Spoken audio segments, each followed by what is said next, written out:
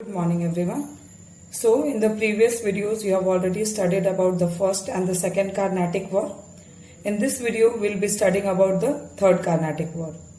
मैंने आपको पहले भी बताया है कि कोई भी वॉर एक इमीडिएट कॉज की वजह से नहीं होता. Rather it has a long past behind it. So as I've said you all, even third Carnatic War had a war that was going on in its background. So let's see. Background: the 7 years war broke out in Europe. So Europe में एक 7 years war break out हुआ था. I'll tell you why. See, 7 years war, first you see the date. It started in 1756 and it ended in 1763. Exactly when your Carnatic War ended in India. So these wars are interconnected to each other. Your third Carnatic War and your 7 years war. Now the war broke out in Europe in 1756. अब अगर लड़ाई हुई है तो definitely कुछ countries involve होंगे. सो France, Austria and Russia were on the same side. एक side पे कौन थे? फ्रांस, ऑस्ट्रिया और रशिया थे. और ऑपोजिट साइड्स पे कौन थे? सो प्रूशिया एंड ब्रिटेन. ये वॉर इन 5 कंट्रीज के बीच में हुई थी, जिनमें ये 3 कंट्रीज एक साइड पे थे और ये 2 कंट्रीज ऑपोजिट साइड पे थे. अब रीजन है कि अगर वॉर हुई है तो डेफिनेटली कोई रीजन होगा उस वॉर के आउटब्रेक का, या उस वॉर के होने का कोई ना कोई रीजन तो जरूर होगा. So what was the reason? So the main reason और the cause of the war was expansion of territory. So territorial expansion. ये सारे कंट्रीज यूरोप के हैं. Britain, Prussia, Russia, Austria, France, ये सारे कंट्रीज जो हैं वो यूरोप के हैं. सो उस समय जब इंडस्ट्रियलाइजेशन आया, they started hunting for places that would cater their need for cheap labourers and cheap raw materials, जिसके वजह से उनका टेरिटोरियल एक्सपेंशन शुरू हुआ. एक दूसरे के टेरिटरीज को वो इन्वेड करना शुरू कर दिए. So this was the reason, और you can say this was the main cause for this war, that is 7 years war. Now अब ये वॉर तो हो गया. अगर कभी भी कोई एक वॉर स्टार्ट हुआ है, definitely it will end, it will have a result. So what was the result? There were numerous treaties that were signed, among which you have to only read about the Treaty of Paris. So I'll say you Treaty of Paris was signed in 1763. So what was, according to this treaty, what were the changes or what agreements were signed? So according to the treaty, the war had formally ended. So treaty of Paris के बाद war जो थी वो formally and कर चुकी थी. That means your 7 years war had formally ended. ये war and कर चुकी थी. Britain victory mark the beginning of an era of British dominance outside Europe. अब जितनी भी कॉलोनीज थी जहां फ्रेंच कंट्रोल थी, जहां प्रूशिया कंट्रोल थी, रशिया कंट्रोल थी, वो सारी कंट्री कॉलोनीज जो थी वो अब ब्रिटिश इन्फ्लुएंस में आ चुकी थी या ब्रिटिश डोमिनेंस में आ चुकी थी. So this treaty, that is treaty of Paris, mark the beginning of an era of British dominance outside Europe. Not only in Europe but Europe के बाहर भी जो कॉलोनीज थी, उन मैक्सिमम कॉलोनीज में किसका रूल हो गया था? It was rule of Britain, और you can see it was English rule. People of Britain are known as English. So it was rule of English. So this was the 7 years war. अब ये war जो कि Europe में हुई थी, how was its effect seen in India? So if you see here clearly, 2 countries that were involved in this war were France and Britain. और यही 2 dominant power थे इंडिया में भी, जो कि इंडिया के मैक्सिमम पावर को कंट्रोल, मैक्सिमम टेरिटरीज को कंट्रोल कर रहे थे. अगर ये ब्रिटेन में, यूरोप में लड़ रहे हैं, ब्रिटेन और फ्रांस अगर यूरोप में लड़ रहे हैं, तो क्या उनका इफेक्ट इंडिया में नहीं दिखेगा? Of course it will be seen. So its effect was clearly seen in India. इनके ये 7 years वॉर का इफेक्ट इंडिया में भी देखा गया था in form of third Carnatic war that we'll be reading in your next video. Thank you. Good morning everyone.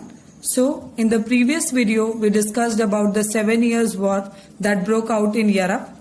Now in this video we'll be discussing about the important events of your third Carnatic War. I've already said you that when third Carnatic War was going on in India, in background the 7 year war was going on in Europe.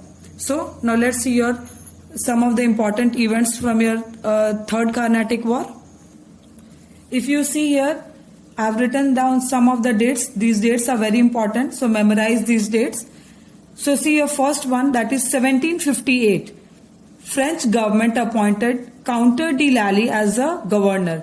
So Count de Lally से पहले कौन थे governor? So if you remember, he was Dupleix. So in the second Carnatic War, he was held responsible for loss of property, and he was removed. He was called back to France, and who was the new appointee? So the new Governor General who was appointed by the French government was Count de Lally. So in 1758, Count de Lally was appointed as the Governor of French East India Company by the French government. अब count D लैली के governor बनने से एक साल पहले ही कुछ changes हुई थी इंडिया में. Now you see what were the changes. Before this British one the battle of Plassey. British ने कौन सा बैटल जीता था? बैटल ऑफ प्लासी जीता था. Now what is battle of Plassey and और you can say about battle of Plassey in detail. I explain it to you in your next video. So battle of Plassey के बाद क्या हुआ था? ब्रिटिश को दीवानी राइट्स मिल गए थे बंगाल में. Now what were Diwani rights? So Diwani rights were, you can say, right to collect revenue. So अभी जो आप बंगाल देखते हैं, वेस्ट बंगाल, वो ऐसा ब्रिटिश एरा में नहीं था. It was combination of east Bengal and west Bengal. Okay, so it was a big province. अगर वहां का टैक्स कलेक्शन का अथॉरिटी मिलना was more like being economically strong in India. So British had already attend the Diwani right of Bengal after winning the battle of Plassey. और उन्होंने क्या किया था? As well as they conquered Chander Nagar. If you remember, Chander Nagar was a French settlement. So उन्होंने क्या किया था? चंदेर नगर को भी कॉन्कर कर लिया था. That means they had removed British, sorry not British, they had removed French and they had conquered Chander Nagar. In 1759 जब 1758 में काउंटर डी लैली आए और उन्होंने देखा कि चंदेर नगर जो कि फ्रेंच सेटलमेंट था, अब वो ब्रिटिश सेटलमेंट बन चुका है. ही वॉर ब्रोक आउट, और उस वॉर में क्या हुआ था? French were defeated by whom? Bye the British. और 1760 में एक बहुत ही हिस्टोरिक बैटल फाइट हुई थी, and that battle was battle of Wandiwash. So again Wandiwash is the place in your Carnatic region. So somewhere near Tanjore is the place that is called as Wandi Wash. So Wandi Wash में एक battle लड़ी गई थी between whom? Between French and the British. So we'll read some of the important points of your Battle of Wandi Wash. So when did it broke out? It broke out on 22nd June 1760. So ये कब लड़ी गई थी? 22nd June 1760 को ये लड़ी गई थी. किसके बीच में? Between French and the British. और इस बैटल का रिजल्ट क्या था? So it resulted in British victory. कौन जीता था इस बैटल को? It was one by the British. So in 1760 British replace French position in Hyderabad. अब जिस साल ये बैटल हुई, सेम ईयर में हैदराबाद भी जो कि फ्रेंच सेटलमेंट था, वो ब्रिटिश ने उसे टेक ओवर कर लिया. सो फर्स्ट चंदेर नगर इन 1757, और उसके 3 इयर्स के बाद 1760 में हैदराबाद भी अब ब्रिटिश कंट्रोल में आ चुका था. और उसके एक साल बाद 1761 में British captured Pondicherry. Pondicherry, if you remember, it was French capital in India. So 1761 में क्या हुआ? इवन ब्रिटिश जो थे वो कैप्चर कर लिए पौंडीचेरी को भी in 1761. As a result French lost many territories to British. और ये सारे बैटल्स, सारे कॉन्फ्लिक्ट्स का रिजल्ट क्या हुआ?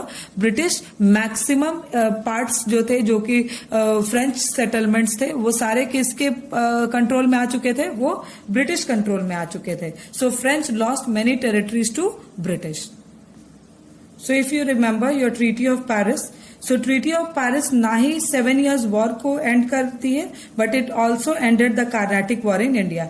जब यूरोप में 7 years वॉर एंड हुई ट्रीटी ऑफ पेरिस से, सेम टाइम सेम ट्रीटी से कार्नाटिक वॉर भी एंड होती है इंडिया में. So your 3 Carnatic war ended in India after signing the Treaty of Paris. So third Carnatic War had come to an end after the Treaty of Paris. Now what was the result? Result of all the Carnatic wars, all the 3 Carnatic wars resulted in what? It resulted in the English supremacy over British in Indian subcontinent.